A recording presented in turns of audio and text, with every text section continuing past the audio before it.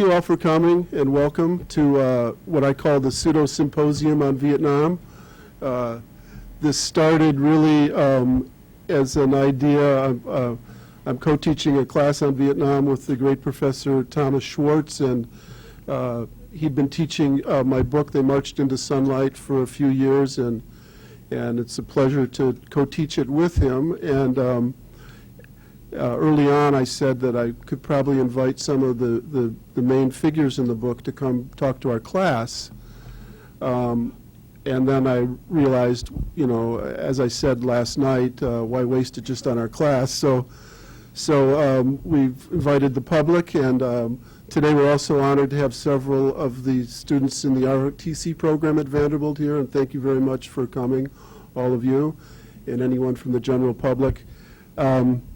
For those of you who weren't here last night, you missed a really incredible performance of a dance that was inspired by this book by the choreographer Robin Becker.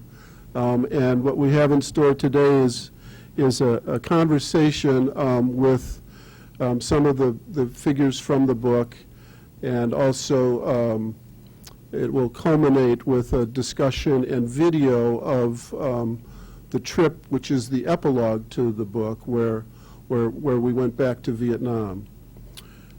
So the gentleman that you see standing alone there, I'm sorry to leave him alone, but he is sort of a singular figure. And I want you all to welcome Colonel Clark Welch, who is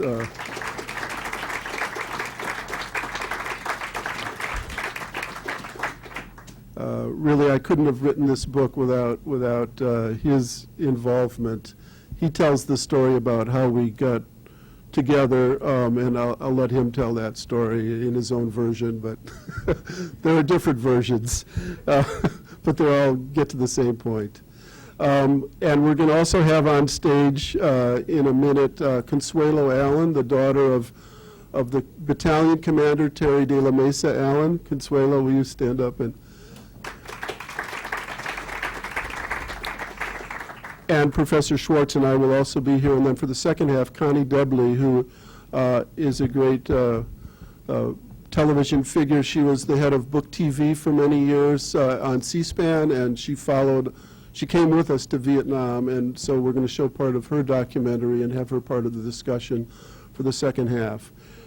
This is essentially, you're all here as part of our class, and the students are in the first two rows from our seminar.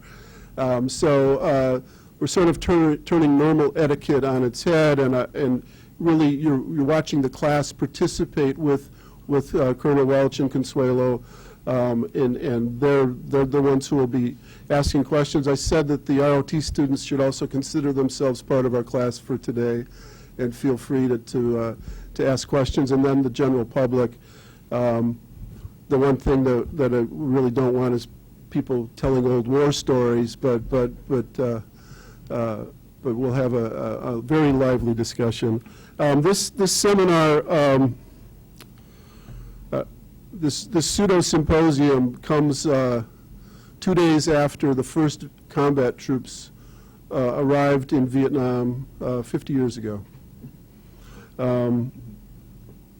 The 9th Expeditionary Force of the Marines went up to Da Nang, and a few months later, the 1st Division, the first troops of the 1st Division, the Big Red One, arrived in Vietnam. They landed in a coastal town, Vung Tau, and that's essentially where my book begins. And it's where our program this afternoon will end. I wanted to say that because this is essentially our seminar class and it runs about over 2 hours, 2:20 or something like that, we'll take a break after about halfway through for a few minutes, and then we'll come back and have Connie up here as well. But the 1st Division, the Black Lions Battalion, of which Clark was a member, the essence of this book is about 2 days in October of 1967, when there was a battle in Vietnam and an anti-war protest at the University of Wisconsin going on simultaneously. So it's about these two very different worlds that are nonetheless revolve around the same thing, which was war and the issues of war and peace. And the Black Lions went out into the jungle on the morning of October 17th on what was called a search and destroy mission. And it turned wrong.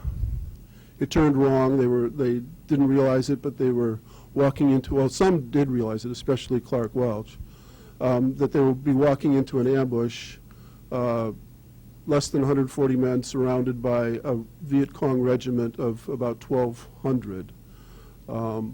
And it was that, for those few hours of the battle, it was the worst that man can see of man, of enduring death and destruction in a horrible way. Luckily, half the troops at least survived, and we have the greatest soldier of that battle here today. But that was the Black Lions Battalion of the 1st Infantry Division. And I'm going to start by reading to you about when the 1st Infantry first arrived in Vietnam 50 years ago. The water was smooth and easy, barely disturbed by the crafts plying back and forth from the big ship. The sand of Back Beach in Vung Tau, white and clean, invited these young Americans in, with the verdant rise of Nui No, the little mountain framing the vista at the southern end of the peninsula, its 3 rusted 33-ton French naval guns offering only an intimation from on high of the war-torn history of this slender land. For most U.S. enlisted men in Vietnam, history tended to begin anew the day they stepped foot in country, and to end the day they left. Evocative war stories were passed down from one group to the next, but few historical facts. Back Beach might have meant nothing to the men of Sea Packet, the men arriving that day, just an insignificant point of entry, a brief stop on the way to somewhere else. But in the legend of the 1st Infantry Division's service in Vietnam, the white sands of Vung Tau represented the first station of the cross. It was here in 1965, during the early days of the battle, that the main force of the 1st Division reached Vietnamese soil. 9,600 troops and their equipment brought over on 20 ships as part of Operation Big Red. Army cameramen were on the beach and recorded that day's arrival on 35mm film. Their grainy footage of the seminal scene, as viewed later, flickered eerily between color and black and white, as though caught forever between present and past. Soldiers lined the deck of the USS General Daniel I. Sultan, green duffel bags slung over their shoulders, waiting their turn to board landing craft, many of their faces pubescent, unmarked.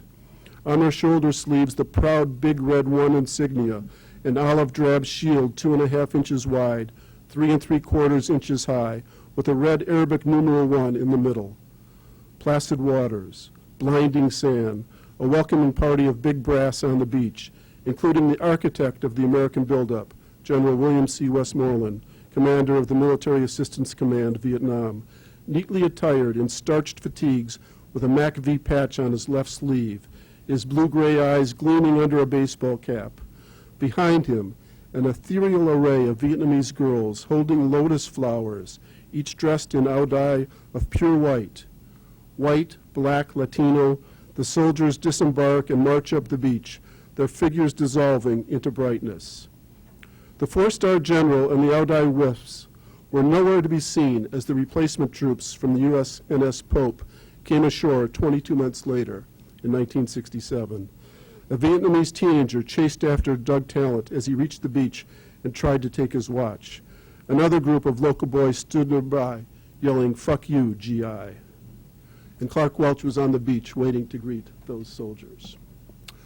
So now we're going to bring up Consuelo Allen and Professor Schwartz and start a discussion about They Marched into Sunlight.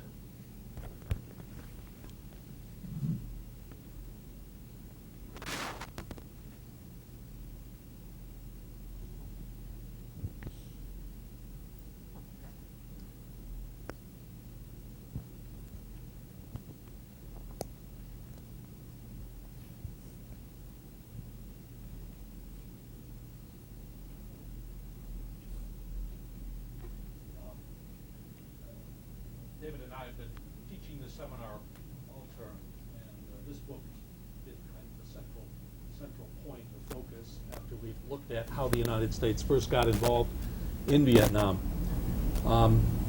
The students recently did an extensive prompt on this, so I'm going to actually turn it over to them in a second. I thought I could seize the professor's prerogative here to ask a first question of Clark Welch, which I've struggled with a bit myself, and this may be going ahead of the game a little bit. But I'm wondering what was gained, how do you understand why there was such deception involved in dealing with the truth of the battle? How do you understand it as someone who had served in the Army, that there was a reluctance to describe what had happened as what had happened, an ambush and a defeat for American soldiers? As we made our way into that battlefield, it wasn't any more or less than what other days had been. Hot, wet. It rains every afternoon, and then the rain that stays in the upper parts of the trees makes it rain on you all night. When you get your little paper cup with your mashed potatoes in it, and then put your peas on there, and then put your ice cream on there, it's just one day after another of not very good. We were very tired. I did not detect any deception before the battle. Absolutely none. We didn't get a newspaper very often, but we were making the news, I guess, by listening, so we knew what was going on. The deception started at this precise moment, or a period of time where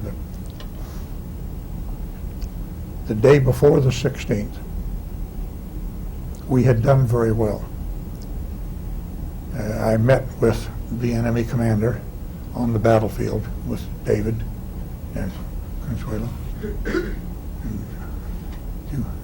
And you. Well, if we can. But we'd met on the battlefield, and in talking with Colonel Triet, Bowman Triet, who called me Colonel Welch very correctly, and I called him Colonel Triet very quickly. He was my friend, even though 20 years before we had tried as hard as we could to kill each other. That's quite a thing to say. But when we first came, we came back, I'm trying to tackle your question, after we finished the battle on the 16th, in which we were successful. That was very unusual. Normally over there, the enemy, the Viet Cong or the Vietnamese Army, would take the first shot, which knocks one of our guys down, which means we're down one already, and now we're into it. But it was, they took the first shot. And we had snuck up on them, very unusual, on the 16th. Been very successful.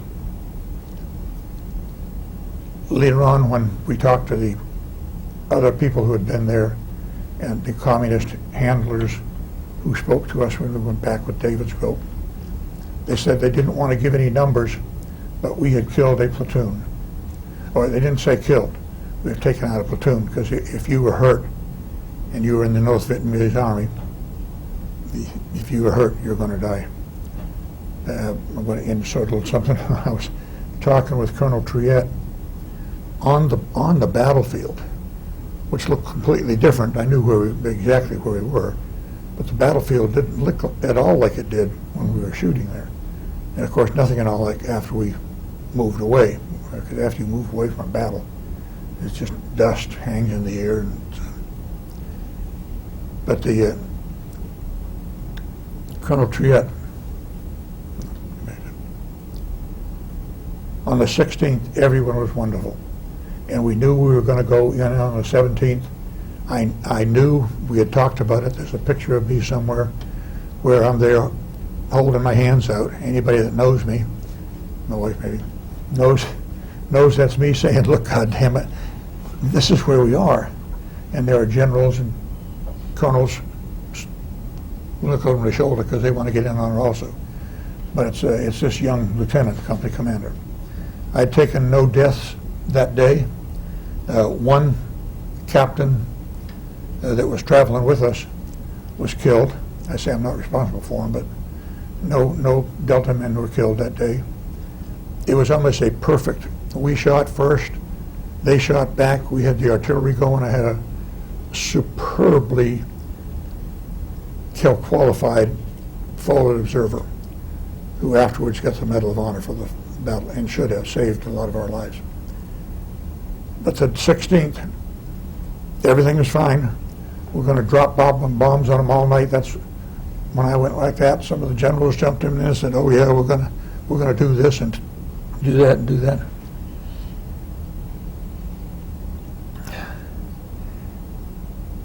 On the 16th, just about the time it's getting dark, we'd been outside out to then, and the senior officers had been there to take pictures of the wonderful things we've done. And then it gets dark, and you don't. That war so much different than our wars now. In that war, the enemy owned the night. We didn't. You didn't step outside because they'd get you, because they knew where you were all the time. But I went back to my company. Started out with 150 men. I think I had about 125 then. The others hadn't been killed. They'd be casualties. And the way the system worked or didn't work, when I took a casualty, put them on a helicopter, I never saw them again. Not like today where you're in Germany in a couple of minutes and you're back in the battalion the next week. Nothing like that. But I went around and talked to my guys. I said, "There's going to be a big fight tomorrow. Bring plenty of water, bring ammunition. Don't worry about that other stuff. We're not going to be moving on to help build for us or anything like that." And everybody understood. It was very quiet as I walked around and talked to everybody. Okay, this is going to be another continuation of today.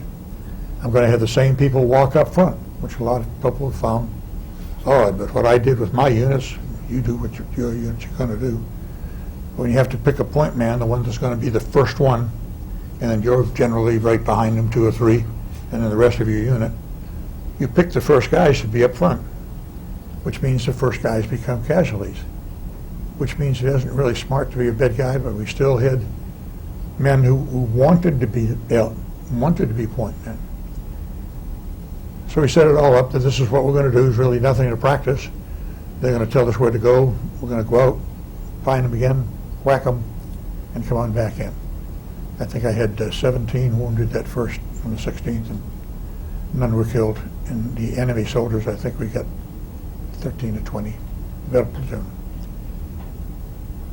In the time it took me to walk back to my little circle where you dig in for the night, not the big NDP that's underground, but the little slit trenches you're in to just hide in if something starts. I don't know when it took place, but the plan for the 17th changed from, we know where they are, we know exactly where they are. That's where Welch found them. Welch found them there yesterday, here the day before, there the day before. That's where they are. All we have to do is drop artillery or B-52s on them all night, spend $18 billion worth of taxpayers' money, and just melt that place down. And then the next morning, just walk in there very slowly and just pick up the remnants of these. We had finally found them, we had searched for them, and we destroyed them. And then it was time for the nightly briefing. Now, all changes. I didn't know that at the time. I was only a lieutenant, the battalion commander. I didn't even know he was the son of a famous division commander in World War II. I just knew he was my colonel. I didn't even know what his first name was. I didn't know he had daughters. Didn't know he was married. I didn't know she was wonderfully beautiful back in San Antonio. I was just a soldier doing my job. And no artillery landed.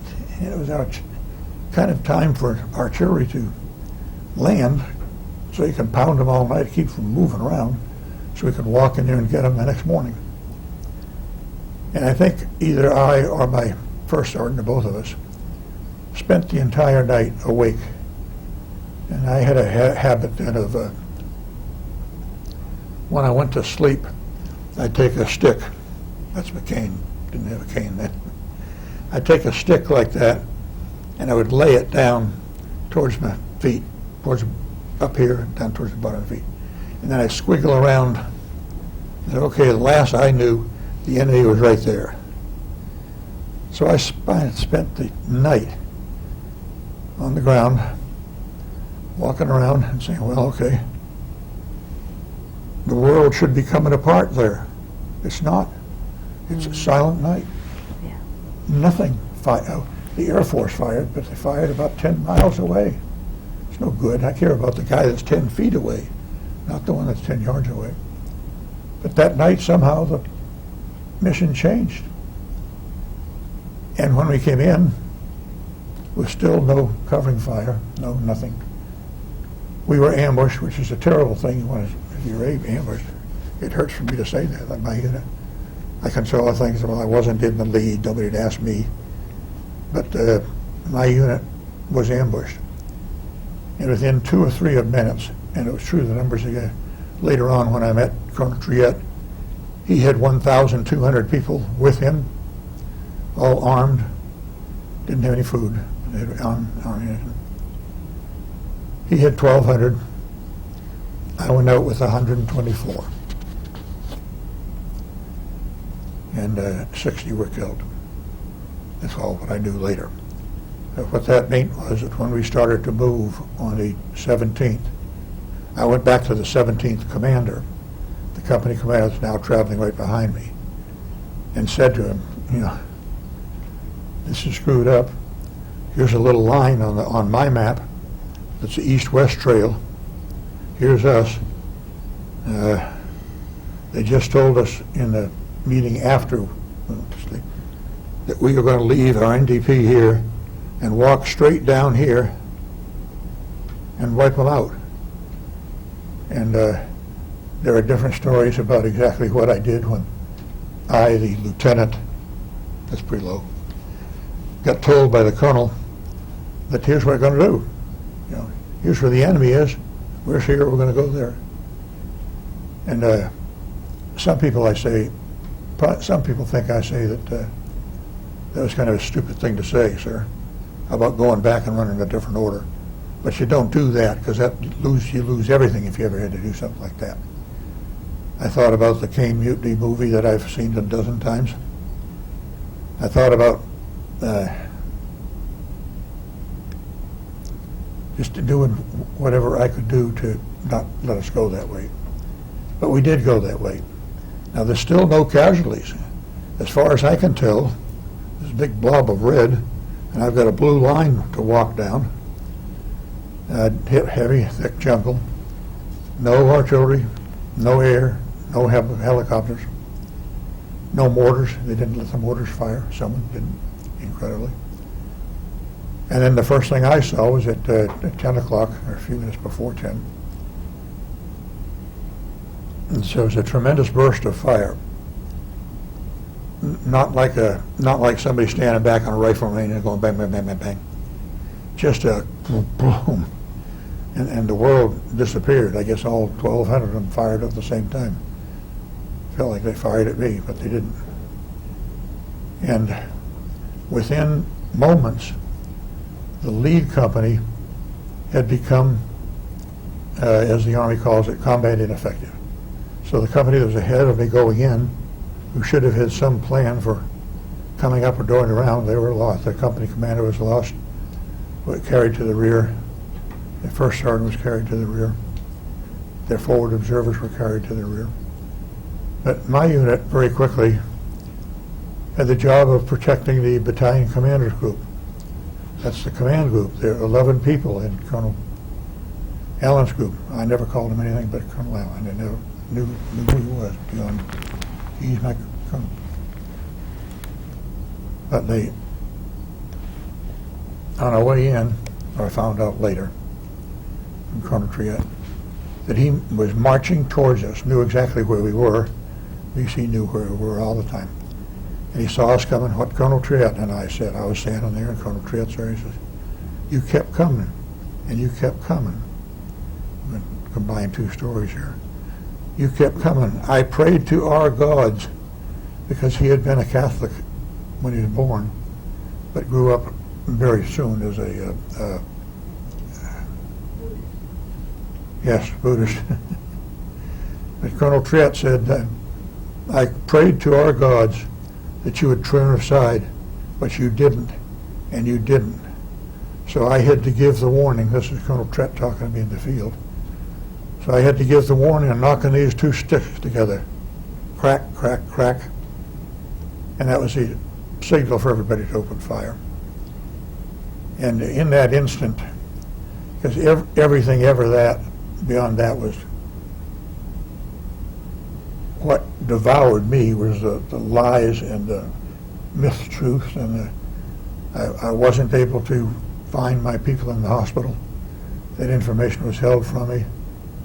I had written 3 copies of the letters that a company commander would normally write to soldiers, one if they died, and you didn't want to write a letter unless you were sure. So I couldn't just go around and say, well, the best I remember, and then send a bunch of letters off. But nobody told me anything starting the 17th of October. And for the I was still a lieutenant. I'm not getting too much information. But on the 17th of October, I have since seen and heard, or not heard, the terrible, terrible mistruths that came out of that battle, but also came out of a lot of other things. And when Colonel Triet and I were together, I'll wrap this up with a couple of, when Colonel Triet and I, he was a very small man, shorter than you are. He was shorter than me. But we had the representatives of the battalion that was wiped out, and I was asking him, what do you do? I had pretty well figured out in the intervening 10 or 20 years, I'd spent a lot of time thinking about it, and I'd pretty well figured out what it was that had happened, that we had just plain got whacked from three sides, and they closed the third side in as soon as Alpha Company was wiped out. People tell me that instead of talking about the 62 that were killed, that I should talk about the 84 that survived. Yeah, I don't know, like that thing you said at the beginning. Some died, and some were not allowed to. But when Colonel Trenton and I were speaking, Dennis had brought this is 12 years after the battle. I just called you Dennis for a while. You had brought that poem to read about the battle. Her father had been killed there.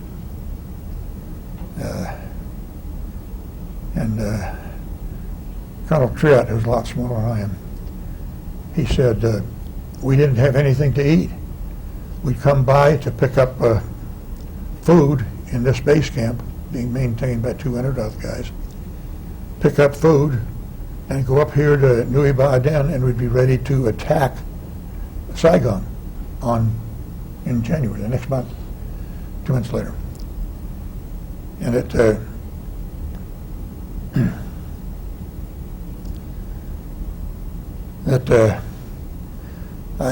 he said, we picked food off the ground. And he picked up muddy dirt. He said, that's what we ate, leaves with mud on them. And I said, Colonel Triet, we were very proper the whole time. Colonel Triet, all soldiers are tough. All over, that's tough, which just rang through what I was getting from her yesterday with the dance. But from that time, I spent 3 months, 4 months in the hospital, pretty banged up, and went back to my wife's after astoundment, I guess, if that's a word. What the hell's wrong with you, she said. But I went back and then stayed with the Special Forces for a while. But the big battle was the big battle that we didn't even call it. It wasn't the Battle of Ong Thanh. It was just another fight, just another fight. And then you begin to, nobody came in and reported to me, well, here's 32 did. Not good, I can send them the address just because you provided to me. 16 got away. Never did have anything like that. And then things for me started to fall apart. 16th and 17th October, 67. Yeah, to provide a little context for those of you who aren't familiar with the book, it takes place in October of 1967. In late January and February of 2002, which is actually 35 years later, we went back to Vietnam. We found the Viet Cong commander, Colonel Vo Minh Triet, and what he was describing was Clark Welch and Triet walking the battlefield together with Consuelo, the daughter of the battalion commander. So that's what Clark was describing. The question to follow up, Clark, to be more specific, after the battle, General Westmoreland, General Hay, all of the top command lied about the battle. Why do you think they did? Because they wanted to get medals and recognition. They didn't live in Vietnam like I did. They received it $150 per diem because they'd get a room in a hotel. The Army didn't have to give me anything. I could throw out a blanket on the ground. So I didn't, and from that level up to the very top, they wanted to become famous. Ambush is a bad thing. You shouldn't be ambushed. We shouldn't have been ambushed. My job again was to protect the people at the back, and we were ambushing the front, but they took that company out. Not very many people from Alpha Company fired back that day.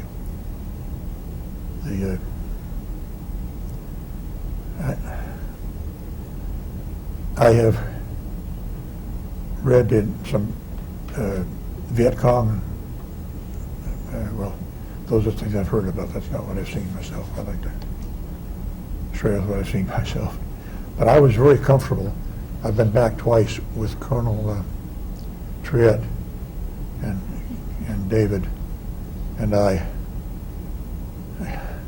we represented quite a chunk, and I think Colonel Triet had fought in 2 more wars after the Americans had left before we went to see him. If I can follow up, Sure. Consuelo, later we're going to show the reaction you had in El Paso when your father was about to go back to Vietnam. But could you describe for us sort of the overall impact that this story has had on you as you finally sort of learned the whole story of how your father died and in the context? I think what's important to point out is that my dad was the only child of General Terry Allen, who was the commander of the Big Red One, and they invaded. He was the commander when they invaded North Africa and Sicily in World War II, and then he took over the 104th Division, Infantry Division, and fought the longest consecutive infantry in combat during World War II. They landed, I think, 20 days after Normandy, after D-Day, and went all the way through to the end of the war. So my grandfather was very invested. I don't think it was a suggestion that my father would do anything but be a soldier. He came from a soldier's family. He loved the life. It was very easy for him to make the choice that he did. He wasn't a stellar scholar, and he went in but did well in command school, and went to Korea but didn't see a battle there. It was towards the, or any kind of action there. It was towards the end of the war, and then went into Vietnam, knowing for his career that he needed to have combat duty. And took over the Black Lions after the battalion commander was dismissed. And you know, that was a war. I remember hearing from my aunt, who was his dear friend, that the war was very different than what he'd heard from his father, that he wasn't supposed to be with his men. The war was being fought very differently. It's almost like, you know, Clark having a conversation with somebody who's dealing with drones right now. You know, the battalion commander was often in a helicopter.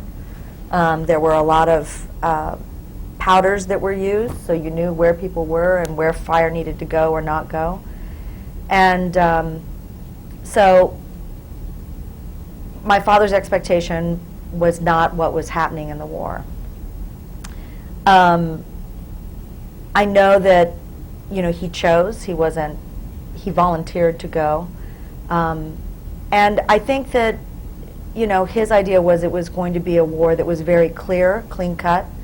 These are the bad guys, we are the good guys. And it became very clear to him early on, and he spoke about this with my mother, that this was not at all the war that he thought he was getting into.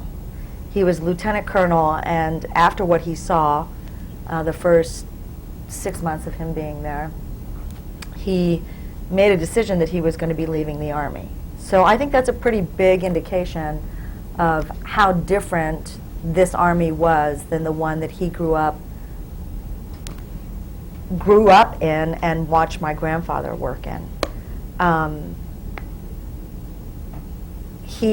But he wasn't going to say no. He was called home because my mother wanted to end their marriage, and so he came home after receiving a Dear John letter and met with her. I think the leave was 72 hours. It wasn't long.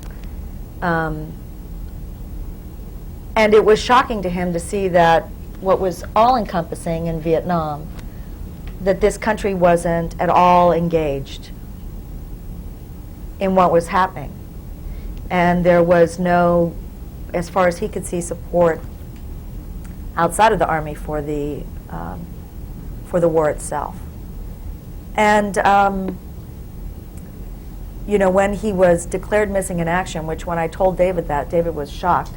He said everybody knew that he was dead. They actually took my father's body before they took wounded, which, if he wasn't already dead, that would have killed him. But the Army said that he was missing in action. So that was, I think, the first indication that there was a big cover-up going on. And it was another 2 days before we got word that he had, in fact, been killed in action.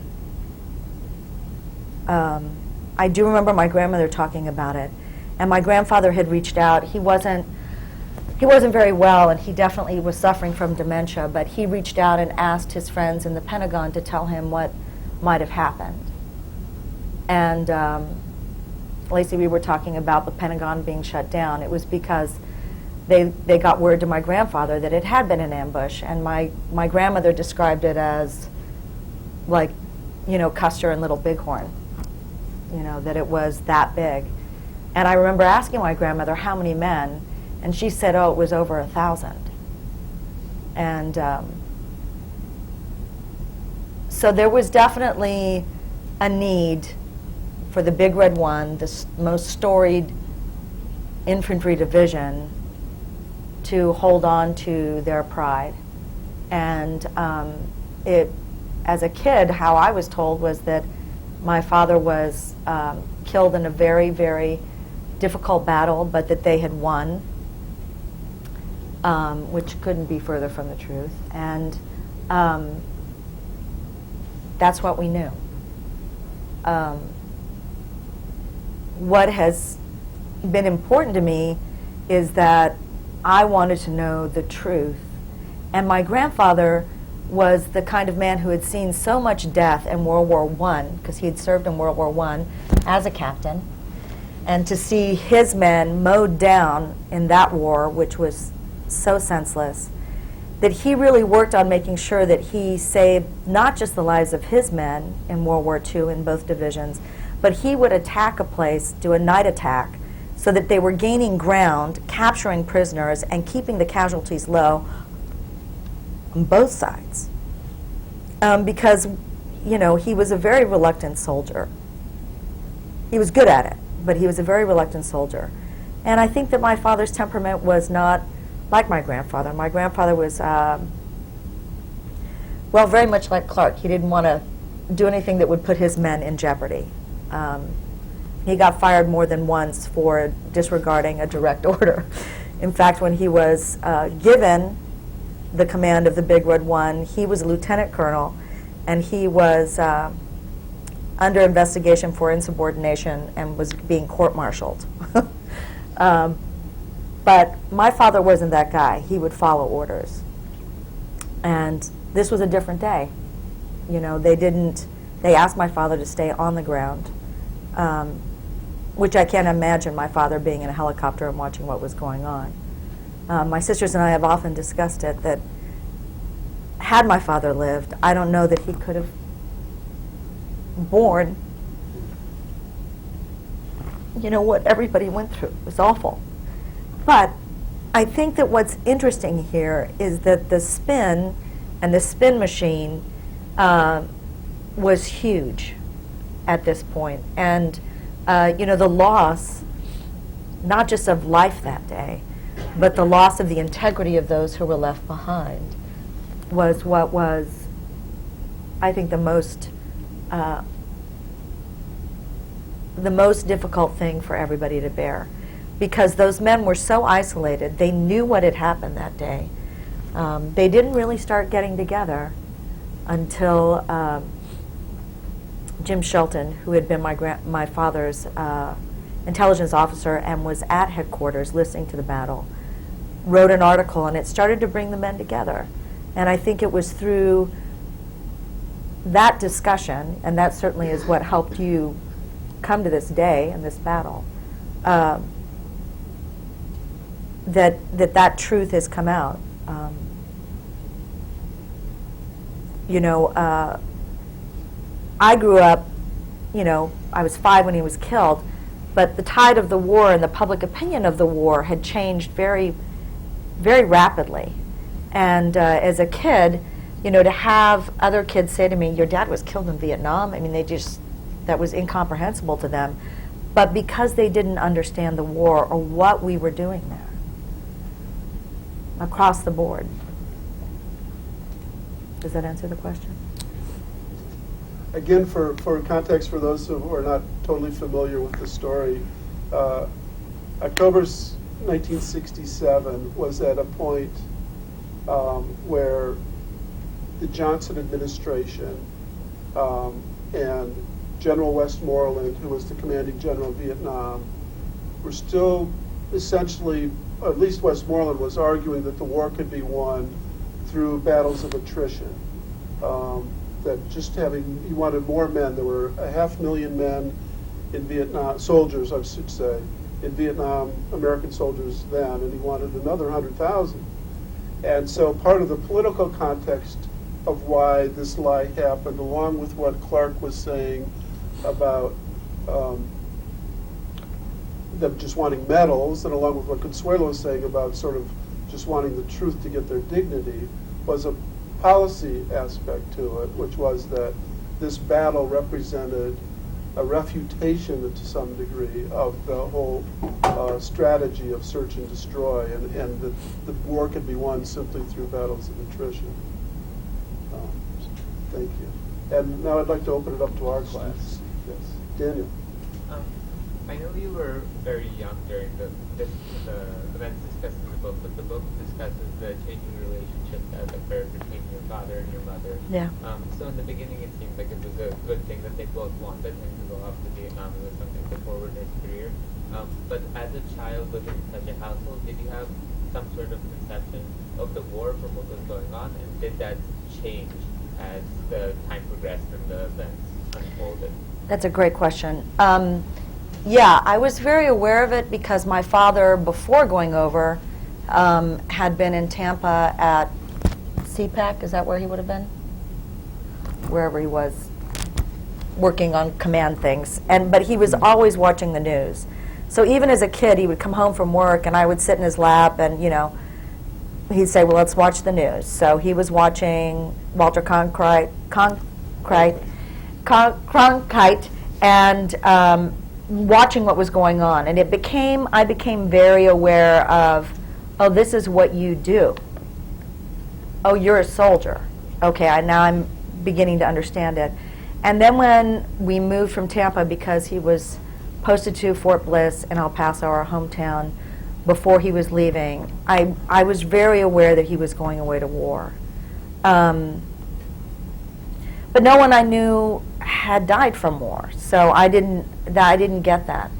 In the time between my father leaving, which was in February, and when he came back in June, at that point I'd really become aware of it, and I became aware also of the protests that were beginning to happen. I mean, I watched the news.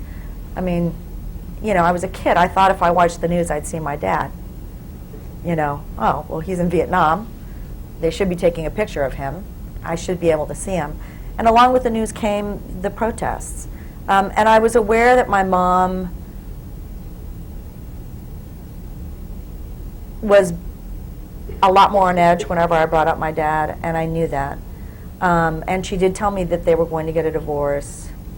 And he came home, and, you know, I didn't want him to leave. You know, at that point, I understood that he could die. And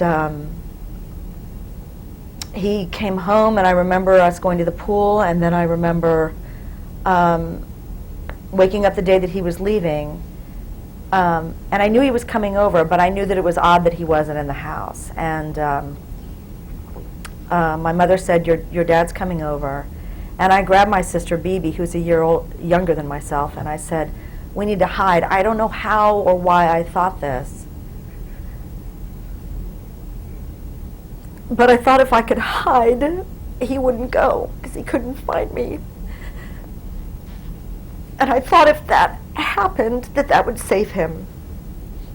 And so my sister and I were hiding underneath a little stool that my mom had gotten in Germany, and he found us, and I could barely breathe because I was crying so hard, but I looked at him and I said, you know, don't leave me. You're going to die. And he was very calm, and he didn't tell me no. And I think that that's something that I've always appreciated about the very short time that I had him. He was always very matter of fact. These are the things we're going to do, and this is why we're doing them. And he just looked at me and he said, honey, I gotta go. I've got my guys there, and I want you to take care of your sisters. And I have to say that as hard as it's been without him, I so appreciate the fact that he didn't lie to me, that he didn't say it's all going to be okay, because I don't think he felt that because he was a commander that he was not going to be in danger. It wasn't something that he would make a promise about.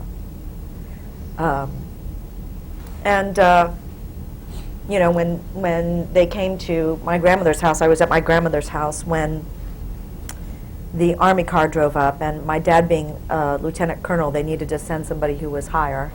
And because my grandfather was who he was, they sent the commanding general for Fort Bliss to tell my grandfather that my dad was missing in action, and which he wasn't. But I ran to the door because I saw the car, and I thought, oh, he's home. You know, he's home. It had been a long time since I'd seen him. It had been June when I had seen him last, and it was October, and kids don't have a very good sense of time. And I can remember General Cassidy stopping because I ran out of the door and said, Daddy. And he just stopped, and my grandmother came behind me and she said, honey, you need to go to your other grandparents' house. And she was a very, very amazing woman. She was very strong. I think the instant she saw General Cassidy with the chaplain, that she knew what was going on. And they sent me over to my other grandparents' house, which was about 2 blocks away. But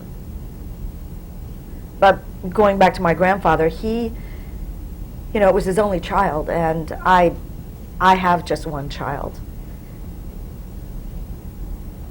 And he held on to it when they came in. And he said, you know, all right, once they told him that it was final, that my father had been killed in action, he said, this is the house of an infantryman. There will be no tears. And he said, the Lord giveth, and the Lord taketh away. So for him to do that, I realized that he knew he wasn't special. He had commanded 2 divisions in World War II, which were up to 18,000 men strong on a daily basis. He didn't feel he had the right to mourn his child when he'd sent so many men into battle.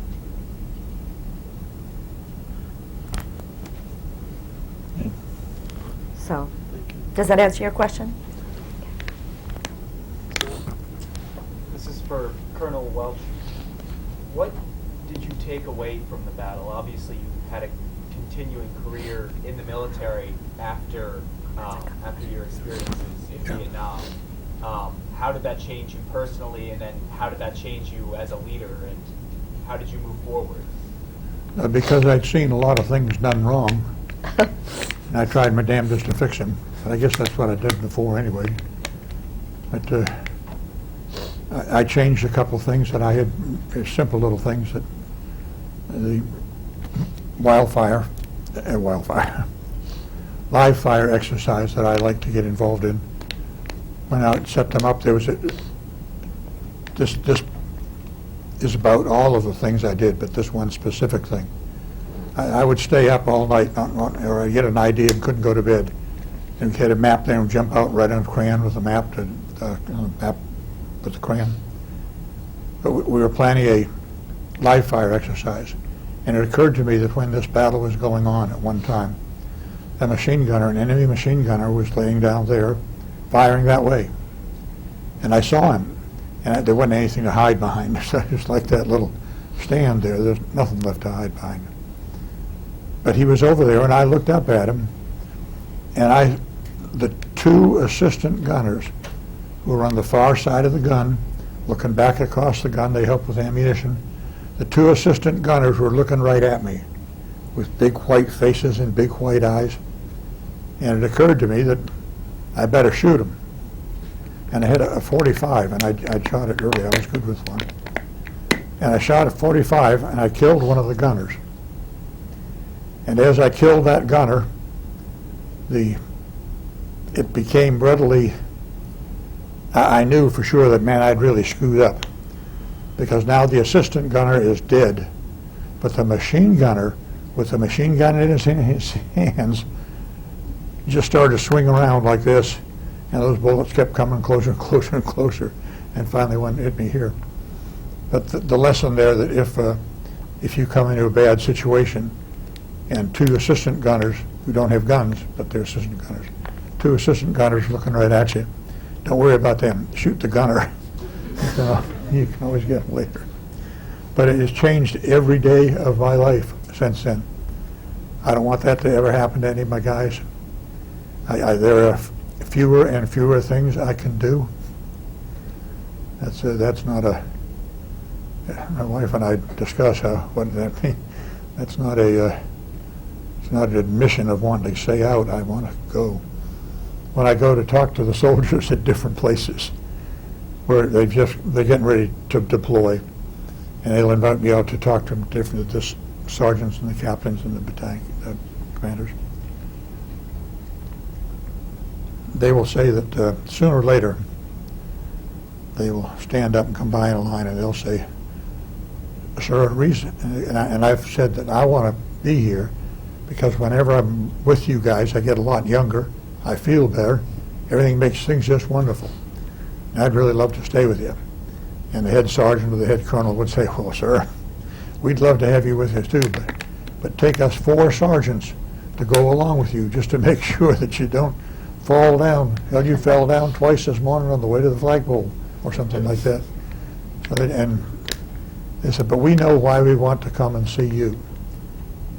And they'll line up like you do in a receiving line kind of thing, and the soldiers, young, old, will grab a hold like that and say, we want to know that we can do the things that we're getting ready to do and still be like you are now. Meaning, do what you have to do. That 1st Infantry Division duty, no mission too great, no sacrifice too difficult, no mission, no duty first. And if that's what your soldiers go by, they end up getting banged up, but it's possible to make it. Possible to train right, work hard, possible to make it. I got 50 Carmelite guns up in, Carmelite nuns, more useful than guns. But there's 50 Carmelite nuns up in Concord that started taking care of me when my grandmother brought me over there. And they've taken care of me ever since. God has been with me. So Clark, when you were training men for Special Forces or for the Ranger School, what were specific things that you took away from the battle on the 17th to help keep them safe? 2 things. The easy one is teach the men to work together, teach the men to work in teams, teach the men that when you blink your eyes, there's going to be something happening over there. Mm-hmm. That's the easiest thing to do. The thing to do that is much, much harder and at great risk to carry it out is to make sure that you have a reputation with your boss so that when he orders you to do something stupid, you have developed a way. RTC should have a course in that, but I don't think they do. I don't know how they do it. But when you're given an order that isn't right, where do you find the words to make it right? Mm-hmm. When I went back to see the colonel that night, her father, I said, during the briefing, I said something, I don't know what it was. With my guys, I could be, if they were writing something and I'm giving an order, if they'd stopped and looked up at me, that would have meant that, man, I better think about what I've been saying, because my guys who collectively know a hell of a lot more than I have, my guys think there's something wrong with that. But how do you, there are enough military people around, there still are, the people that come to Pickett's charge in the Civil War, how do you find the words to explain to your men, 2,000 men, 10 men? How do you come up with the words to explain to them what they are going to do, and then they do it? And how do we find these men who, if you give them the right kind of thing to do, which we're not doing now, we seem to be insane in that area, but they'll just be, to teach them, if you could somehow teach them, how do you let yourself be challenged, and how do you challenge your boss? Mm-hmm. I dream of the day when there will be no more ethics classes, because no one has to be taught what ethics is. But I don't see it getting any closer. But I'd sure love it when there are no more ethics classes. Could I interrupt and ask you, if you had on that morning said to your commander, there were no airstrikes last night, there was no softening up of the position, we can't make a frontal attack on without that, what would have been the upshot of that? I think it would have been the same as it was the night before. He had a tent of his own, and incredibly, and this makes all the difference in the battle, there should have been 2 men sleeping in that tent. General Shelton is the other one, my dear friend who lives in Florida, who slept with the colonel. And when the colonel started to go astray, as all of us does, not because he was the colonel that day, but our major had mastered that with his colonel. And I love to tell the stories of how I had mastered that with the colonel. Colonel Shelton and I could get away with stuff. I mean, say get away with anything, but just that if I had those little green notebooks. Anybody got a little green notebook on it? Been issuing them for years and years, still says memorandum on it, I think. But with Major Shelton is when he was giving the order, and I was a recon platoon leader or a company commander, and I was writing on the map the things I needed to do. And if I went like that, he would know. And that didn't decrease his authority. That didn't make anybody think that Shelton was a pushover.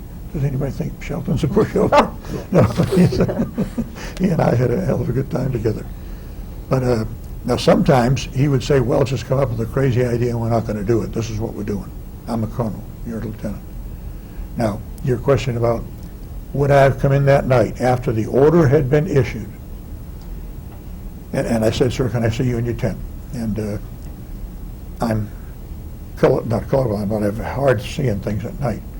So when we go somewhere, I would always have somebody with me, and I would hold onto the back of their harness and say, you know, take me to the tent, say for the first platoon, take me to the second platoon. I couldn't see anything, particularly after being inside where the little gas light was.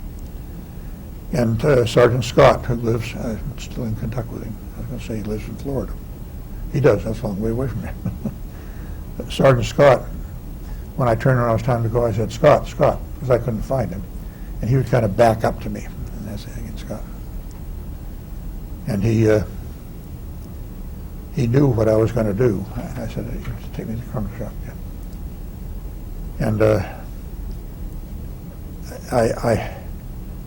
I don't know what the words are now.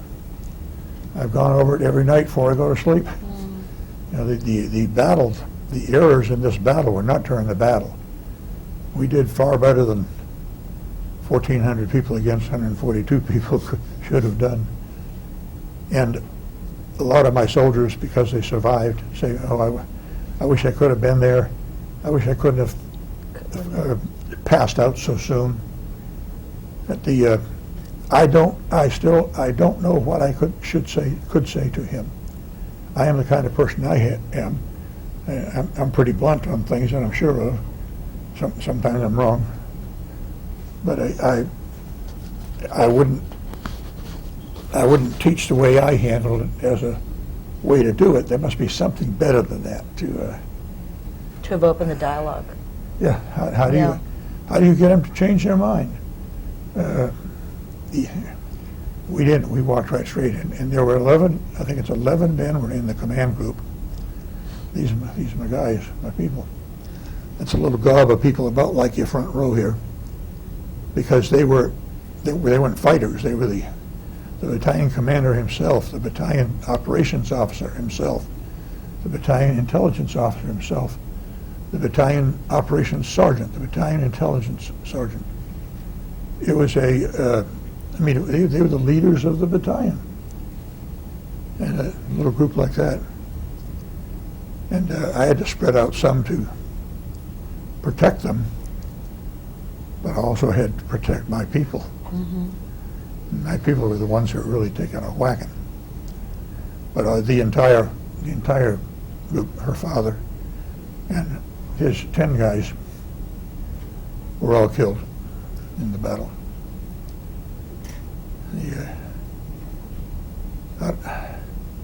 D-Day is the other example of how do we find the words to order your men to get out of the boat. I went over there with a group of veterans. That's Black Line, where is it? There it is. I went over with a group of veterans a couple years ago. And I wanted to try to answer that question. I do it. I've walked Pickett's route there. How in the world? And my best friend, who died just last week, but he and I decided to walk out into the water, and they've still got the pipes spread around there, and the kind of octahedron things. And of course, it's not like 1944. The beach has been cleaned up, but it was so screwed up. So we walked out until the water got up to about halfway up our thighs. And then we thought, we better not. We're a couple of old guys. We're going to die out here. We won't be able to complete the tour. So we went up that, and the whole deal, we got as far as we thought was right, where the boats can get in and lower the thing, and that's what we did. We said that to each other, okay, I'm lowering the boat. And we turned around and looked at, 100 yards of water. There's no cover behind water. And then a 150, 250-foot high cliff behind it. How did we find the words to make men do that? And how could I have found the words to make my boss do it? It's a complicated thing. I wish we'd had Major Shelton with us. Not for what he would have done on the 17th. Everybody would, but what he would have done on the 16th as the two of them lay in their bunks side by side and talked about what's going to happen to all. But they missed that. Sorry. Students?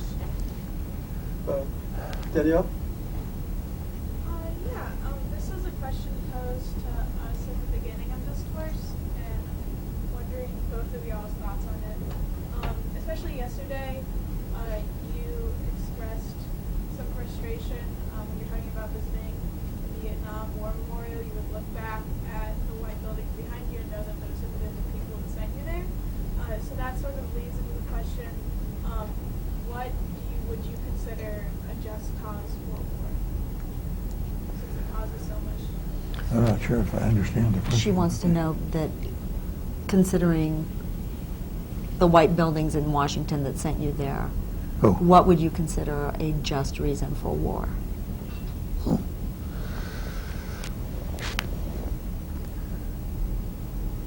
I've thought about that a lot. For after we've given it our best shot, for the individuals that send us into something like that, ought to be done away with. Now, I know there's an awful lot of confusion about how do you define how they did it for us, what's the good, what's the bad, but I kind of back off from that question because I'm not a senator, I'm not a congressman, and I'm not a president. I'm glad I'm not. I've said that differently another times we were together. I am a soldier. I've been a soldier since I was 6 years old. When I got my first, my father was off in World War II, and I've got my little box of those medal soldiers. And I can't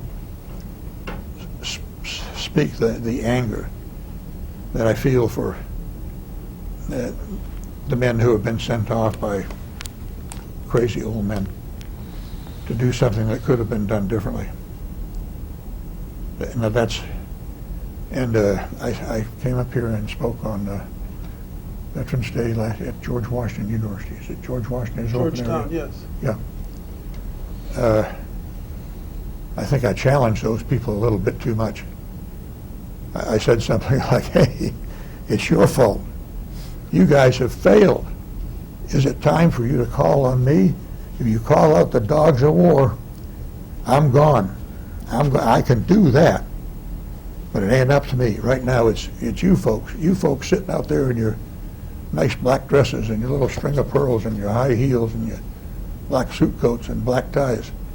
It's you guys have got to learn somehow, so you do not have to call out the dogs. Because if you call out the dogs of war, somebody says it better than I do. It's awful. You know, we're right on the edges of that now. We soldiers are very, very good at what we do, and that's awful. We got to figure out some way to do it. I'm with you, big circle. Change into a black dress and get some diamonds and go over there and tell those some bitches what's going on. Because they're not passing it on very well to who's running things now. That's all right to say, isn't it? Yeah. Totally. Consuelo, do you have a thought on that? You know, I'm pretty much a peacenik, but I also know when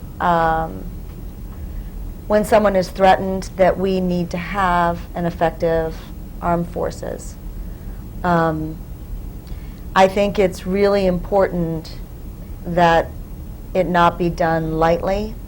I think that it's always a mistake to think that there's such a thing as a surgical strike, that it's only going to take out these guys. You know, I look at it from the side of loss is loss. We should all be reluctant warriors. But, you know, having said that, you know, God help the person that would hurt mine. And I have to say that I think that, you know, we're living in a very different world. This war, Vietnam, was fought over ideology and with the intent that, you know, we were going to, this was the final, the domino effect, and this was the final idea, if we didn't hold this frontier, that we were going to be communists, which was already an idea way past its time, you know, by the time this whole surge started. But we have a different world we're living in now, and we don't have battle lines, and it's going to be up to us to make sure that we're aware of the larger choices and hold people accountable for making choices that are We have, ideas. We have killed enough white pickup trucks over there. We could melt them all down and build houses for everybody. Yeah. It doesn't make sense to knock out white pickup trucks as a strategy. There's a great mixture of things there. Good way to put it. Anya? I have a question. Speak up, Anya, please. Yes, I have a question for Consuelo. I was just wondering, you spoke that going into this wanted to know the truth, and I just thought it was very interesting when you talk about after the battle, your father's body was taken out before some of the wounded men, and when soldiers found out about that, some of them were upset, and I was just wondering how you reacted when you found out about it. I was horrified. I mean, my grandfather, I mean, as I said, if my father had lived and heard that, it would have incensed him. You know, I just, you know, first of all, that's not what the Big Red One did. I mean, they 9 times out of 10, this being the one time, they took out a dead commander, which was beyond appalling. I mean, I don't know who made that decision, you know, but it was the wrong decision, and nobody should have lain on that field injured without being taken care of. I hope that my grandfather never knew that. I think that would have killed him. As it is, he died 2 years after my father was killed. And I don't think he ever really got over it. He made it through the funeral. But after that, he lived in a world where he thought that my father was still alive. I mean, I bear a strong resemblance to my dad, and he called me Sonny after that, which was his nickname for my dad. And, you know, I can remember saying to my grandmother, "Why is he calling me Sonny?" And she said, "Just let it go." That's where he is right now. Just let it go. I don't want to put words in Consuelo's mouth, but I've dealt with a lot of politicians over many decades who say they want the truth, but they don't really. But when I first met with Consuelo, she said, "I just want to know the real story." And from then on, when I talked to her about whatever I found out about her father and the whole context of it, you took it at face value that Yeah. this was the truth. And she didn't try to deny any of it. No, and you know, my father's really good friend, when he and I talked about it, he had been an aide to my grandfather, but was young enough to be my dad's older contemporary. Would have, you know, he was about 22 years old when my dad was 15. And I said, you know, he was such a good friend of the family, and I asked him, you know, what do you think happened? And he'd been in battle with my grandfather in World War II, and you know, my grandfather would come up behind his guys before a push. He would be at the front lines with them. And he said, you know, your dad followed what your grandfather did, but we all have bad days. And that was a really, really bad day. And it's not like a bad day at work for us. People lose lives. And, you know, your father would have taken the responsibility for what had happened had he lived, and it probably would have killed him, his soul, but he would have done that. And, you know, that's how I wanted to face it with David, is I wanted to know exactly what had happened. I do believe that there was a lot of pressure from on high for it to be a battle fought like World War II. We're going to go out, we're going to find them, we're going to fight them, and we're going to win.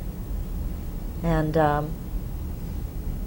you know, I'm sorry, my dad didn't know how to say to General Hay, I don't think this is a good idea. Yeah. So in our normal seminar, which this is a part of, we take a break at about this point. So we're going to take a 5-minute break and then come back and talk some more. Thank you very much. Do you want to go to the restroom? Do you want to go to the restroom? Do you want to go to the restroom? Yeah. I don't know. Where is it? On to go here. So some of our seminar students have some more questions, so please. Yes. In the book, I read several times about how you really believe that you had a good group of soldiers. So I was hoping that you could, you know, I guess just expand a little bit more about what you think made your group of soldiers so good. Should I repeat that for everyone, or did Yeah. you do it? She said in the book, Lieutenant Welch then talks often and writes in his letters about his good group of soldiers, how good his soldiers were.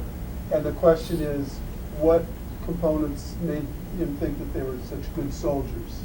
Your guys. What made you think your soldiers were good?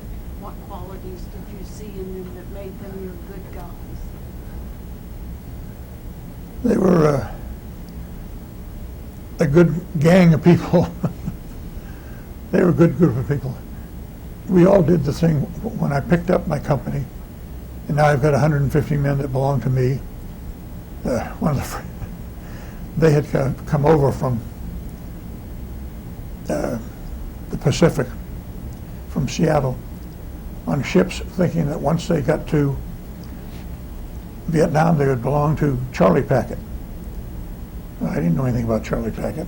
What I knew was, on a certain day, like next week, not much cause, go down to the beach at Vung Tau and pick up your Delta company. So it's kind of a mad scramble down there, and me running up and down and saying, hey, you guys Delta company? I didn't rank, I didn't have any name. You Delta company? No, we were Echo Packet. We're Dinge Charlie Packet. I didn't know that was them.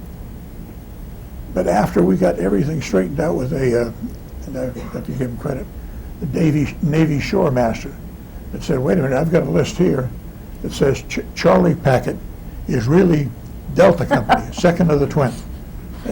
Well, for God's sake, why don't you tell me? And I went running down with First Sergeant Barrow, who died just a couple months ago. Wonderful, wonderful man. Couldn't have made it without him. But Sergeant Barrow and I went running over to where Charlie Company was standing, and they're up to their ankles in water, and duffel bags are hanging onto, and they're standing there, and there's two men around in front of them, a captain and a first sergeant. And when I saw them, and the beachmaster said, well, that's your Delta Company, I went running over to him, because the guy in front was the captain. Nice looking man than I was. Got all his badges on, really looked good, nice guy. It turned out he was a nice guy. But I ran up to him and said, who the hell are you? And the 150 men behind him kind of jerked up to attention, because this isn't the way they'd been handled lately. And he said, I'm going to make up a name, sir, I'm Captain Smith. I'm the company commander of Delta Company. And I said, Delta Company only has one company commander, and it ain't you. It's me. Get on the truck. And he ran a little bit over and got on this truck. And now You like your guy. What's good about your guy? The rest of that was my first contact with my soldiers.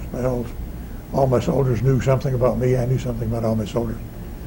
I needed somebody to carry the guide on, so I asked my first sergeant to go, and he said, "Who wants to carry a guide on for Captain Welch?" Well, obviously nobody wants to carry anything for that. He just put a guy in a truck and sent him out.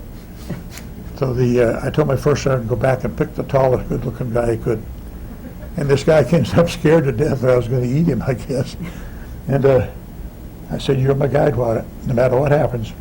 Everywhere I go, I want you to be one step to the left, 2 steps to the rear of me." He said, "Okay."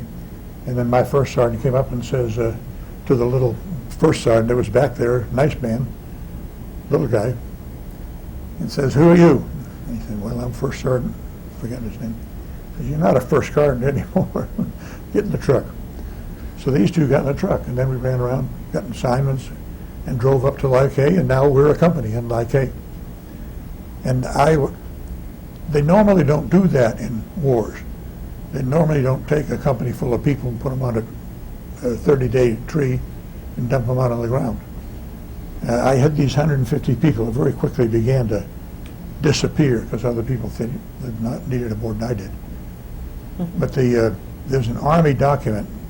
It's all out of date now, of course. It's a wonderful document, though. It's called the Army Annual Training Plan for a rifle company. And what it says on there is if you are in the Army for a year, you'll do the certain number of things. You'll do one of the first things I did says you'll throw 4 hand grenades. Well, if I'd been at home, you'd do 1 in February and 1 in March and 1 in May and have a couple left over in case you really needed them later. But I just took it to, okay, 4, that's 800 hand grenades sitting out there on the ground. So we threw 800 hand grenades.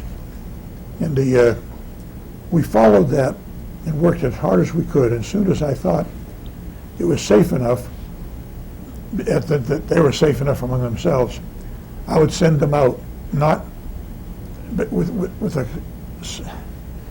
company commander, 9, 10 men, and the 10 men he worked for, I would send them out on short visits around Like and hope they would find Viet Cong. Very complicated because the Viet Cong know where we are all the time, we don't know. And I did, and it was a great graduation ceremony. The way they do it, I don't want to talk about it, the way they do it now, as soon as you spent 60 days in, you get a combat rifleman's badge or something. That happens to be right there. We didn't do that. When you came back from a patrol where there'd been some shooting at and shooting back, I would meet them there at the fence and put our combat infantry fad on them. It went to everything from squad up to platoon leaders, and finally the month was almost over. We were dead tired. But then we went out completely as a company. And they knew they'd gone through this annual training program in 30 days. A general came down to look at us, and he said, "I know you're probably not ready, but I got to report to somebody." I said, "Sir, we're ready." And took them out on a little short trip, and they were very good. And I rewarded the ones that did very, very good by promoting them. The Army promotion system was screwed up, so the Army promotion didn't work. So I had to do other things, and I had a little thing on my desk, just a wooden desk. But the things that you can do, well, the best thing you can do is give a medal. And then there's 6 or 8 medals in a row. But then there's so many underneath that, a handshake in front of everybody else. Call everybody up in front of them and give them a handshake. Say he's good, write him a little combination. And even though we didn't have computers, well, there's probably a software that you can buy that says here's the 83 good things you can say about somebody, and all you have to do is punch F-17 and boop, I give it to you, and I think you're wonderful. Well, all I'll do is push a button. But back then you couldn't do that. You had to think them out And if they did things bad, I would do something as quickly as I could. And one of the things that the Army has, Article 15, that's where I can, if you do something wrong, I can call you in. I've got a red book for what's black book for the things that are wrong, you're not supposed to do them, and a red book for things that are right, you are supposed to do them. And I would call people in every Thursday afternoon and line up the people that had done something wrong and punish them. Punish is a hard word. My punishment normally was, because if somebody came to me in for an Article 15, they were scared to death there was going to be something terrible going to happen to them. No, I would bring them in and give them what I called a desk drawer Article 15. Article 15's a lot of places, you sign, the soldier signs, you sign, the soldier sign. Okay, I could give 3 days with bread and water. That was one of the worst ones. I never did that. It seemed kind of stupid. I don't think they do that anymore. But 3 days in bed and water, and the other things you'd have to stay afterwards and clean up the commander's office. And I'd have it all signed, everything signed. He signs it, and I sign it, and I say your punishment is going to be reduced in rank and lose $50 or something. I said, but if I never see you in here again for anything like this, you're going to have to do that. Otherwise, I'm going to keep this in my desk drawer. And I used to have they knew that the awards would come quickly, punishment would come quickly. Inside my hat, I wore either a hat, soft hat, or helmet. And by both of them, inside it was the, what do they call it, the Article 32, no, where you list. Anyway, if I saw a group of people doing something wrong, I would march over to them, take my helmet, throw it on the ground, which then let me with here's a copy of that. What the hell's that called? It's a military justice thing that's going to cause him a lot of trouble. And I'd throw it on the ground and have him pick it up for me, smooth it out, and look at it. Here, read that. If you do that again, I'm going to get you. And I ended up eventually with a with a company full of guys that were carrying what do they call them? Hip pocket Article 15s, and I spent a lot of time with the first sergeant to talk about who should be where. When they get off the boat, they got 150 of them. They're all going to go home on the same day. That's not too good. It's kind of screwy. You have to really start bungling around with things to. And then folks from up above, they call them bill payers. I guess whenever the military has to do anything, they line up the bill payers, and that's the privates. Because if we could only make the Army 13 privates, make every squad one man smaller, nobody would be missing. We could have a bunch of 15 and F-15s. That's not exactly true, but that's what the. But I don't. I do. I love my soldiers. I love my soldiers. And whatever that means, sometimes my wife has asked me what that means. Well, I would give everything, anything for them. Die for them.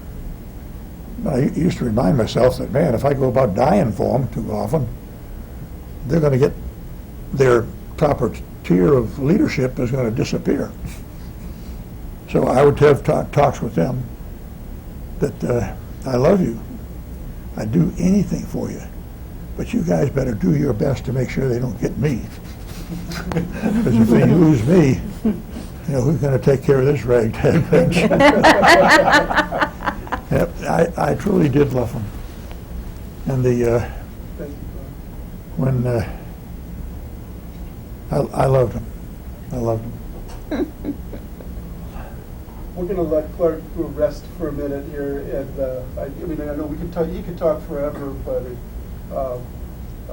and we all love listening to him. But let's let him relax for a second. And I can introduce Connie Debley again, who did go to Vietnam with us in 2002, and she's going to take us into a scene where we'll see Clark on video. Okay. You want to describe all of it? Sure. Why don't you describe first a little bit about your role in all of Oh, the trip, and then okay. take us to that place. Um, And we're going to get out of the way. Yeah.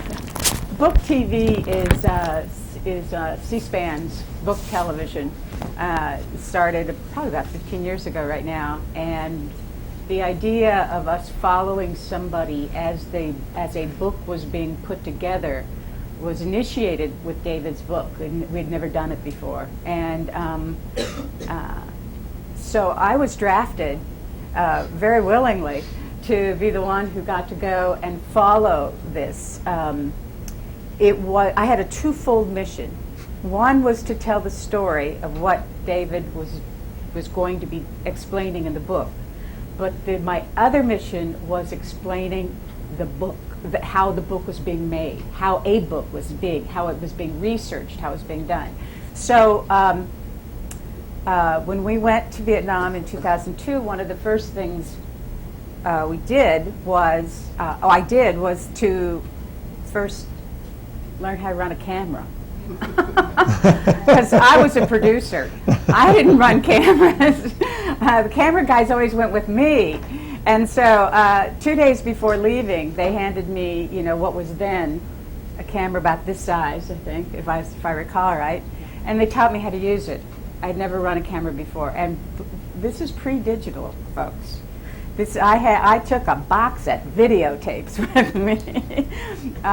So this was pretty much me having not a lot of experience at that time as a videographer, none, trying to tell what became a very difficult story with enormous numbers of layers. And I think the first piece of video that we're going to show you, because some of the best video that came from that, and I think you've seen some of it, was out when we were out looking for the battlefield and looking at just out there. And the other thing that we did was we went to just some places that were interesting, and one of them was the Cu Chi tunnels. And we got to see a little bit. This was like a tourist place, right, by that time, David? Yeah. And so they had a young Vietnamese woman there who was giving us her little spiel about these are the Cu Chi tunnels, this is what the Viet Cong did, they went underground, and this was the, as she called it, the War of American Aggression. Right after that happened, we walked out from where she had given us this little spiel, and Clark started to doing a little reminiscing. And the camera was on, and I'm going to show you a little bit about what that thought process was.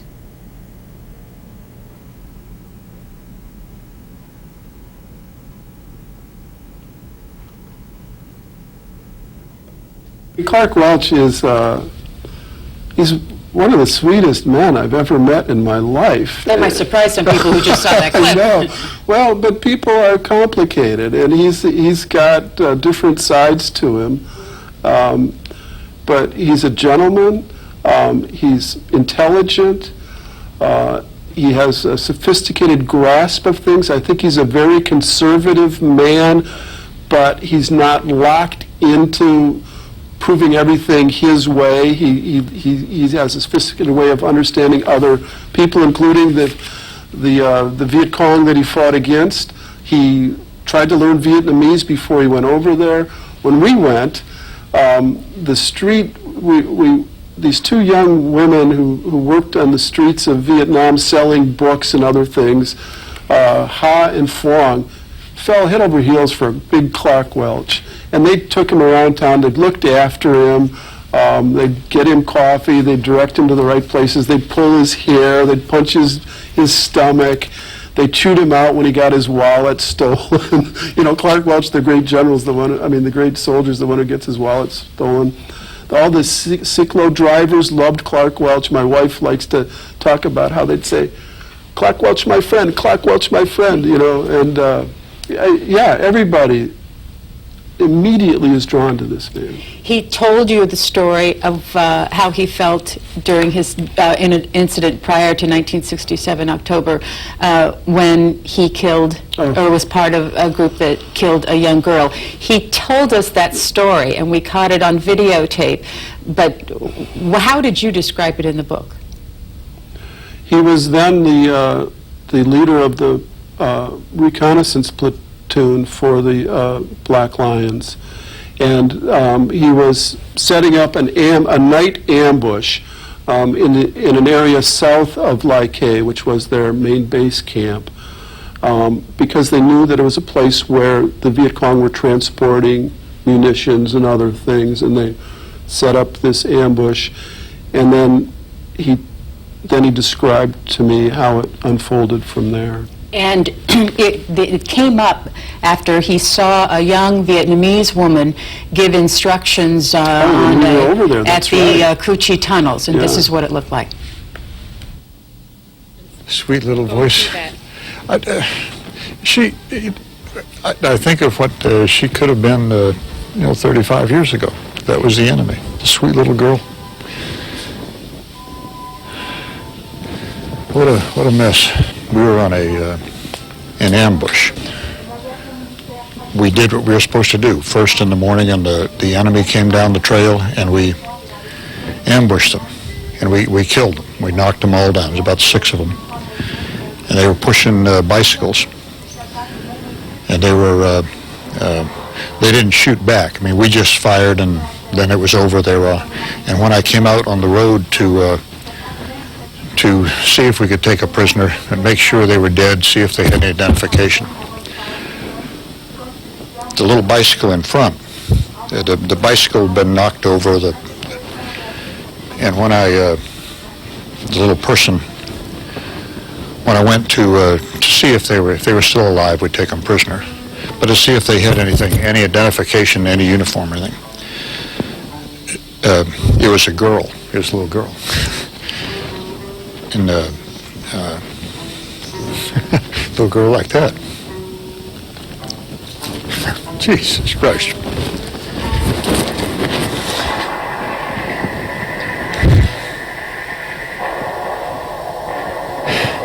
I didn't think I'd do that.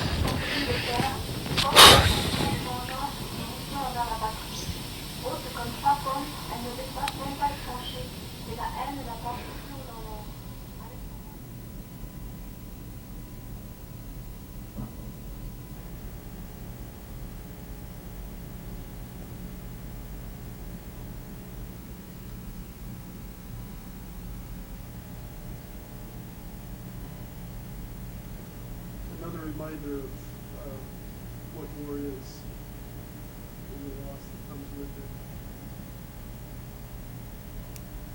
it. Are you going to want to show the video from Madison? Or just go to the end? Why don't we go back and talk a little bit? Okay. We just go to the last one? Yeah, okay. We could do a whole symposium on the anti-war movement. It doesn't quite work to just do a little snippet of it, so maybe 2 years from now when I'm back, we'll do that one, okay? But to mix it, I should say that when I was starting this book, and you all heard Clark Welch last night say basically he didn't even read the Madison part of the book, and that's totally his prerogative. When I started the book, started researching the book, I understood that these were such different worlds that there were people that wouldn't want to deal with one or the other, and that there was no, as I've told my class, there was no moral equivalency between the 2 events. But what was important to me was that they were about the same thing essentially, and that there are universal themes, threads that go through both of the stories, which have to do with young people making choices and having to deal with the decisions of an older generation. That's one of the threads that goes through both of the stories in very important ways. And maybe 2 years from now, we'll deal with that other aspect of it. But why don't we just continue with the discussion, and then we'll move toward the end. If there are any more student questions? Yes, Colonel John. Did you, after the battle, ever consider leaving the Army? And ultimately, what motivated you to stay? Did you ever consider, after the battle, leaving the Army, and why did you stay in? All the time I've considered it because I'd seen it so terrible and I didn't want to see it again. But when I first came in the Army as a private, I wasn't treated very well. And you just bang around, you get in the back of the line, you get in the back of the truck, you fall out of trucks, it's awful. And I wanted to make 2 stripes, corporal, so that I could have some control over my life. As a corporal, you get a 3-man machine gun team. Well, hell, I could have 3 of us and maybe begin to make a little bit about this. And then later on, I made, with the 101st, I made sergeant and a special forces lieutenant. And each one of these things meant to me, I can make things better for a few people. And not 24 or 20, my last, with the Ranger Brigade, that's 7,000 people if you line them all up. And they're a little bit hard to make a dent in, but that's a, I thought of being a teacher. That's what I am. With the, I did the, I went to a prep school for the military academy. Maybe nobody knows this. I went to a prep school for the military academy for 9 months up there, and then you go on to West Point. I was #1 in the school, which is surprising. Hell, I'd been in the Army by that time 10 years. I was a Special Forces sergeant. I knew everything. And once I got up to West Point, they checked things a little closer, and like David Maraniss, we both have asthma. And like David Maraniss, we both have had it since we were born. Well, you're not allowed to stay in the Army if you have that. So they sent me back, and I checked back in with the man I hope you've run into sometime, Colonel Ralph Puckett. Probably the finest soldier still alive now, Colonel Ralph Puckett. And I came back to him, devastated but not going to West Point, and said, what should I do? What should I do? And he said, well, you can stay in the Army, but you're going to get little piddly jobs, kind of job you don't have to lift anything. So I said, I guess I can't stay in the Army. He said, well, why don't you be a teacher in forestry and get a degree in forestry? Which was actually pretty good advice, I should think. And I never did become a teacher in forestry, but I thought about being a teacher. And in my service with most of my time with the service of the Special Forces, I would go someplace to train those people to do the work. Rangers, which are also in, go someplace and do the killing and then come home.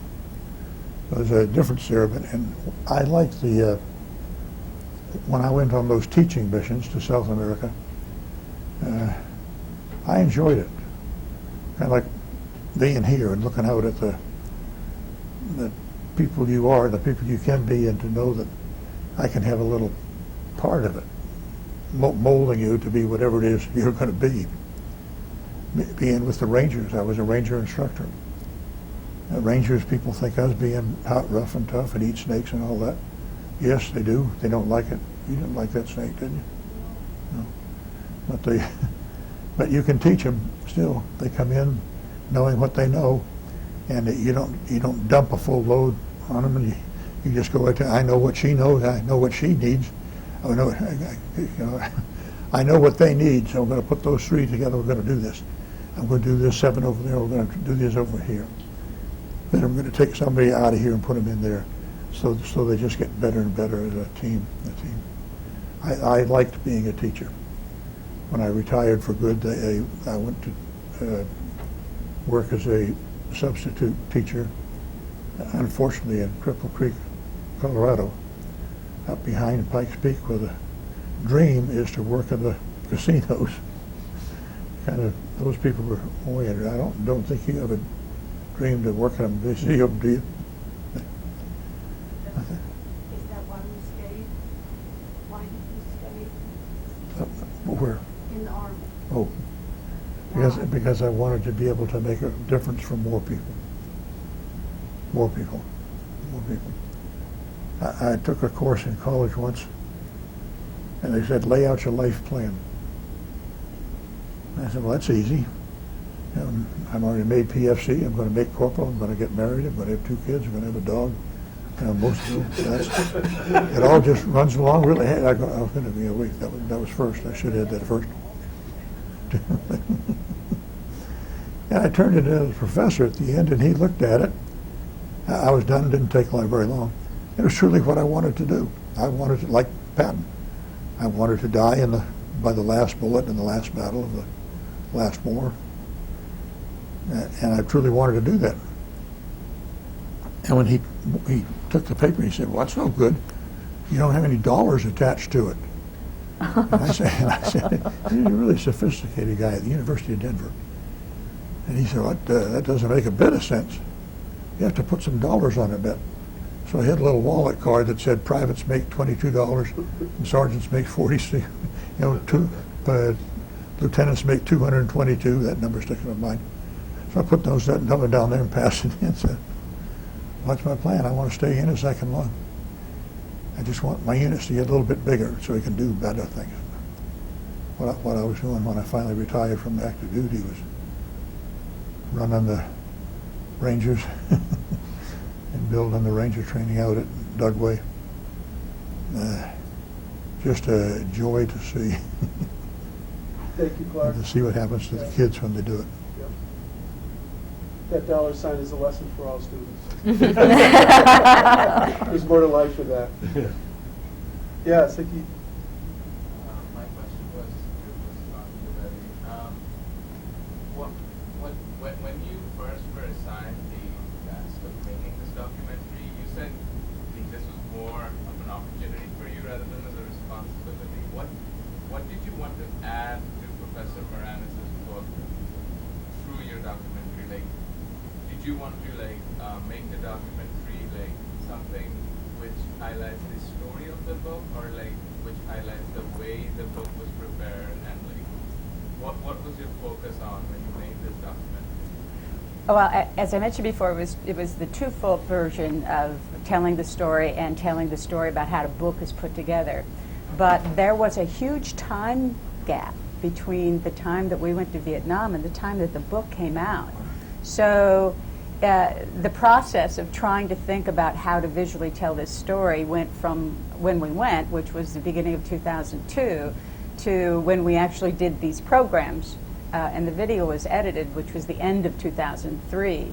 So I really wasn't sure how I was going to tell this story.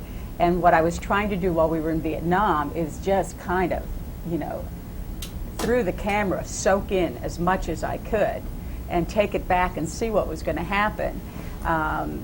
And that's kind of what happened. It really evolved as the days were going along, where these people would give me maybe 15, 20 minutes, 30 minutes in the morning, or after we would finish a long day of research, and sit down and talk to me on camera, and kind of download what had happened to them that day and how they felt about it. And that's where this kind of increasing understanding of what was going on around me happened. Then when we went, the day that we went out to actually look for the battlefield, I mean, it was, I was so nervous you couldn't believe it. I mean, because you don't get 2 times to shoot this, right? You get 1. And I remember at one point in time walking next to Consuelo, and out of my mouth came, I got to know what she's thinking now. I got to know what she's feeling now. And I also immediately felt that it was totally inappropriate at that time, because she was in a world that was where she was experiencing what she had been waiting for a lot of her life was about to happen. And you know, when I asked her, "Do you want to talk?" She said no. And I was not going to press her about that, because I was supposed to just be a fly on the wall, kind of watching this process happen. What I didn't realize until I got the galley for David's book was that this epilogue was going to tell the story of the trip. And therefore, I was able to both tell the historical story using a lot of the old photos and stuff, but also tell the story of our trip as part of the book. And that's what was really helpful. And then as a device to do that, I asked David to come in and read portions of the epilogue for me on audio so that I could see how much I could match the video that we had in Vietnam to try to tell that story. That's a perfect segue. We're going to end this pseudo symposium with the ending of the book, which Connie was able to film in an amazing way. We went to Vung Tau. This is when we went to Vung Tau. And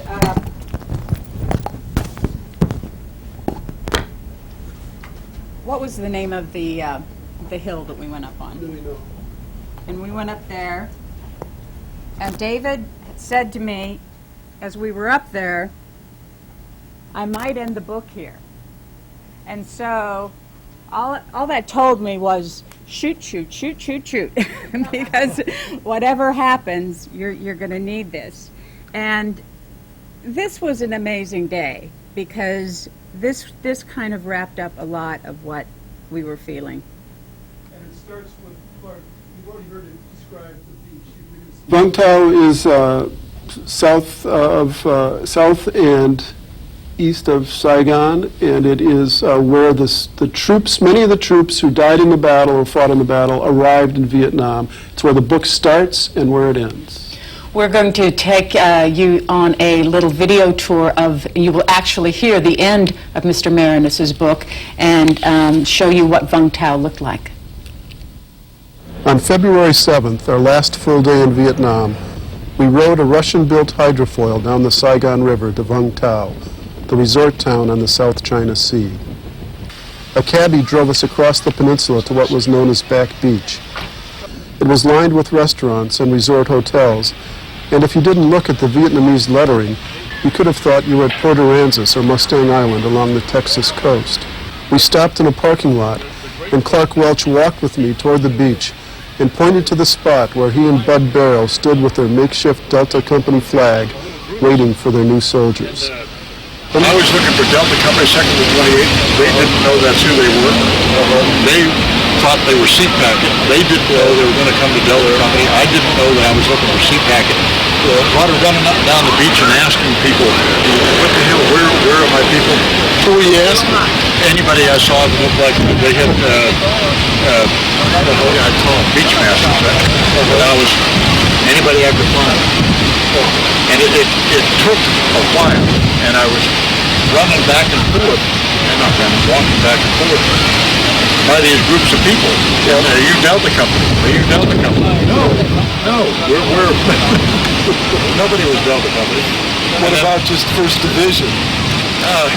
It may have been all 1st Division. I do not know. And then finally, a man, classic, had a little Jeep and a clipboard on the white sand. And none of this was here. It was just white sand leading up to the flat plane that went to the airport. And finally someone said, here's a chart, and it showed Delta Company Sector 28, Sea Packet, or packet or whatever, Sea Packet, and they're right over there. And I went over there, and there was a Navy guy standing there saying, and I was able to confirm that this is Sea Packet. And he had a clipboard, and he says, good, Sea Packet, if that's what they were called. I don't think I knew that. But this group of men are the men that are going to become Delta Company Sector. What I saw was a beautiful formation, with a beautiful captain, and just beautiful. I I remember there being more, well, I guess there would have been more beach. We weren't near the water. We could see the water, but nobody was in the water. And they weren't wet. They hadn't, it didn't look like anybody had waded ashore. It wasn't one of those things. But they were beautiful, and they were standing in formation. They had the little bags next to them. No guns. They didn't have guns. And that surprised me. And I realized, well, of course they don't have guns. They just they may have had guns, but they weren't and they were beautiful. This is, I'm sure it could be but they were beautiful. The big boat was behind them, and then all the other stuff faded away. The confusion to my left and the confusion to the right, and it was all very clear. And so you see them, and what do you say? That's when I said, after confirming, and I don't remember talking to the soldiers. I remember talking to the Navy guy, or the beach master out in front. And once he told me, and then when I walked towards them, I know that they came to attention.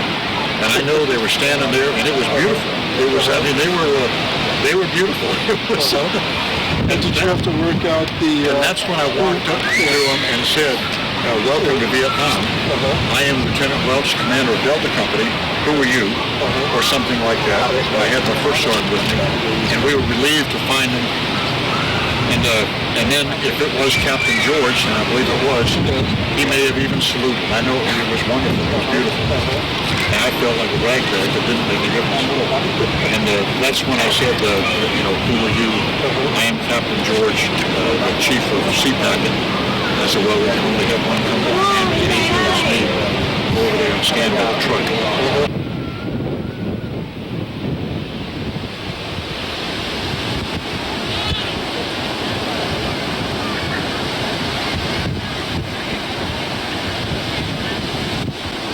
Then we took a cyclo ride over to Nui No, the little mountain, and climbed to the top. The steep, winding path was lined with benches, each one donated by a Catholic parish in the States. There were hundreds more on the mountaintop, more than could ever be used. They were meant for the mind more than the body, reminders, connections from past to present, there to here. Etched into each bench was the name of an American city, from Atlanta to Westchester, all the places where Vietnamese refugees had resettled when they fled their country after the war. Rising above the benches was a giant statue of Christ, his head encircled by a halo, his arms outstretched, facing the sea. This odd little mountain of Catholic belief at the entryway to a communist land. It was such a soothing afternoon with a refreshing breeze.